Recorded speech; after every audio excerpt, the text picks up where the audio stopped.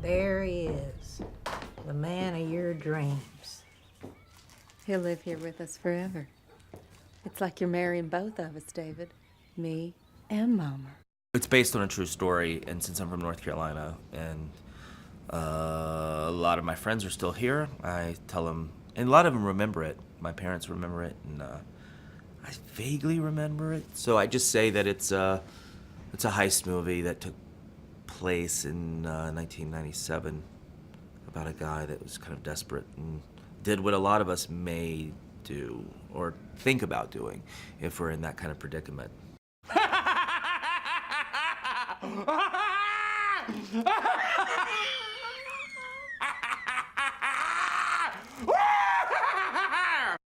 When I first met David, we went to lunch in California, and we sat down, and you know, he's a very gentle, nice guy, but he's different than he was back then. He was rambunctious back then, he told me. And you know, when you're in your early 20s, not that most of us have the thought of, you know, taking $17 million, David will tell you, you know, he was tempted. He just was making $8 an hour and having $20 million in the back of his truck. So we talked about temptation, and we talked about, you know, the fact that he had this kind of a rough start beginning of a life.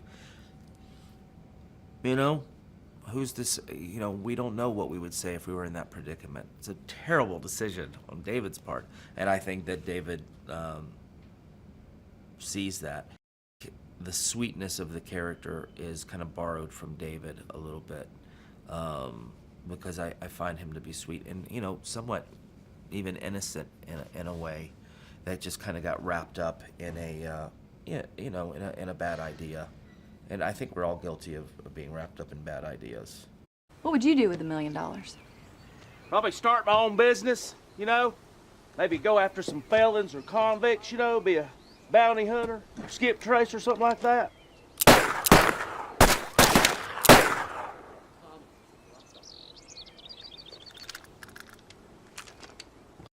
I've known Kristen because I've worked with her before on other things, but I really got to know her working on this.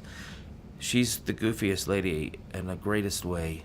She's so unafraid to try things. And I think Kristen brings you know, she's a good actress, so a lot of comedians are seen as just being funny, but it's nice when they can, when you can see them do both. And I think working with Kristen was probably as far as working with another actor, I've never been more delighted. We clicked. Thank God, because it's the worst when you don't. You know, put a cap in their ass. Get it out! Okay. Oh, God, Kelly! Okay, you're good. You're all right. Okay. You're okay, but man, you nearly shot yourself a new butthole. Yeah, it went straight down the crack. Yeah, it feels like it just grazed my biscuits down right the there middle. betwixt them. Yeah, Kristen and I, it was. We were working, I think, on 1 a.m, and you know, people want to go home. They have kids to go to. Kristen and I got the giggles like you do if you attend a church where you're not supposed. It is the greatest thing. And I'm 44, and I shouldn't. It's unprofessional to laugh at 1 a.m. with, you know, the other actor. And I was trying to play the disciplinarian, and I tried to say to Kristen, it's 1 a.m. Try to be professional, to make it look like it was her fault. But I couldn't stop laughing while I said it, so it totally messed everything up. Who y'all want me to kill? Whoa, Mike. Well, no, we'll talk about it later. Not now, not in front of. Oh, I see. Is it one of them? Boys, get upstairs right now. Now.